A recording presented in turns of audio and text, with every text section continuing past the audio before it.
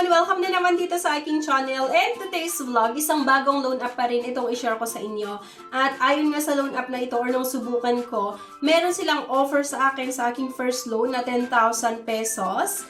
And then, nag-offer ng 3 months na loan terms. And then, dito pa mga beshies, ang pambungad ng loan app nga na ito ay matatanggap agad yung pera within 5 minutes lang.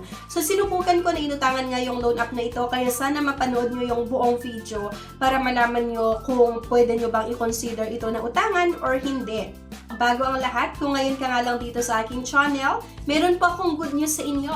Sa bawat video na ina-upload nga po natin, ako ay nagpapag-giveaways hanggang 10,000 pesos. So, ang kailangan nyo lang gawin mga beshies ay i-comment kung ano yung napanood mo. So, maaaring magbigay po ako ng 1,000, ng 500, 200, or 100 pesos. So, ako po ay mamimili via YouTube comment picker ng ating mabibigyan nga sa ating pa-cash giveaways.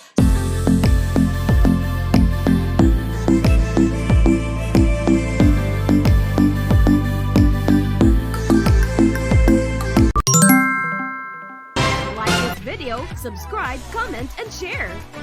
It declines the bank and other loan apps. Pwede niyong subukan yung ibang options. See the links sa comment section below. Disclaimer, try or apply at your own risk. Here nga, Andromeda Loan. Bagong-bago na naman mga beshies itong i-share ko sa inyo na pautangan online. So, sinubukan ko nga at kailangan lang ulit natin maglagay ng ating valid mobile number at pagkatap nga natin ng request OTP, meron po tayong matatanggap nga na one-time password na input nga lang natin dito ulit. Napakabilis nga din yung pag-apply dito and bagong-bago kasi na nakita ko yung ads nito kaya dinownload ko siya at sinubukan ko na utangan. Para makapag-apply nga, kailangan nating sagutan itong personal information like yung province of residence, yung city, educational level, ayan, primary, secondary, yung marital status, single, married, widowed, at yung number of children. Nalagay mo lang kung ilan na yung anak mo. Agad-agad dito tayo sa part ng emergency contact. Tatlo lang yung hinahanap nila dito na personal references. Email address, kailangan daw din natin ilagay dito. And credit standing, is it overdue in the past month? Siyempre, no loan pa rin. Lahat dito ay no loan. Just at ID information agad-agad. Pwede daw yung UMID, National ID, SSS, TIN, Passport. Next dito ay yung facial verification or face identification. So, itatapat nga lang ulit natin yung cellphone sa ating mukha.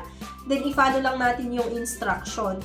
So, after nun, bank information agad-agad. So, pwede e-wallet or via bank transfer. Sa e-wallet, GCash, PayMaya, GrabPay, OmniPay. So, GCash yung pinili ko dito mga beshies. Itong Andromeda Loan, nag-offer sa akin ng 800 hanggang 25,000 na loan amount. So, merong LoanSure, PayFlex, FlexiFund, QuickFund. So, ayan.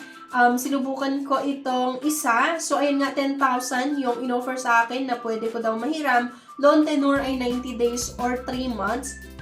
So, due date ko daw ay sa April 8, 2025. Diba?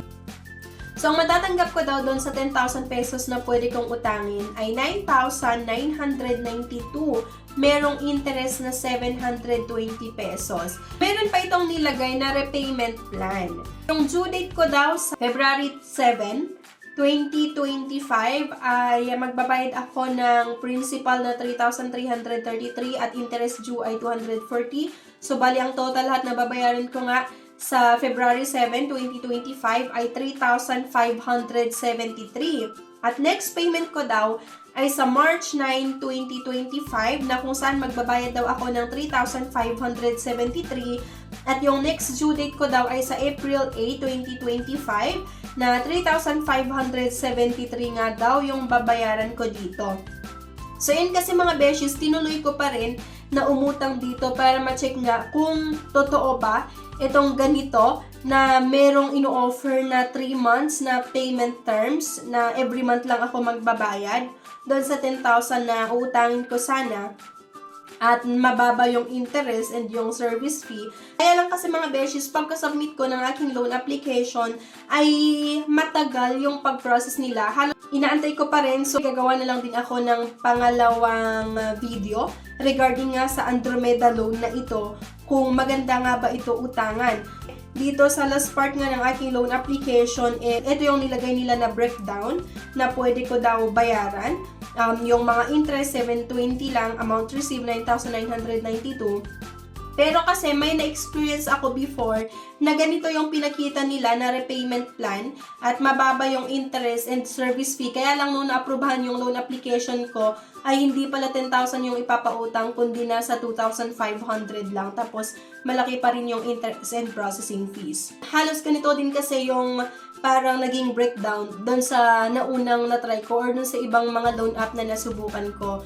Pero yun nga kasi nung sinubukan ko nga itong Andromeda loan ay hindi pa na-aprobahan ng aking loan application kaya gagawa na lang din ako ng next video related nga or patungkol nga dito sa Andromeda loan kung sakali na ma-aprobahan ng aking loan application. Pero for the meantime mga beshies, kung meron sa inyo yung umutang nga dito sa Andromeda loan at naaprubahan ang inyong loan application, sana po i-comment nyo yan kung paano yung interest, kung paano yung processing fees at yung loan terms, magkano nga ba yung naaprubahan na loan amount, lalong-lalo kapag first time na umutang dito. Sana po i-comment nyo yan para mabasa ko din.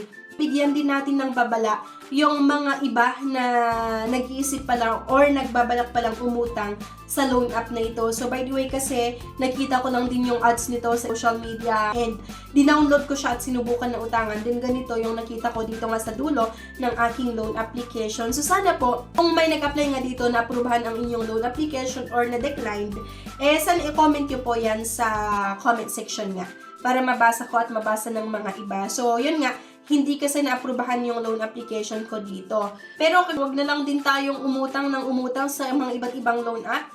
Mas maganda din consider natin utangan yung mga kakilala natin like kapamilya, ay kaibigan, or kung ako nga yung tatanungin, mas gustuhin ko pang umutang sa 5-6 kaysa sa ganitong loan app.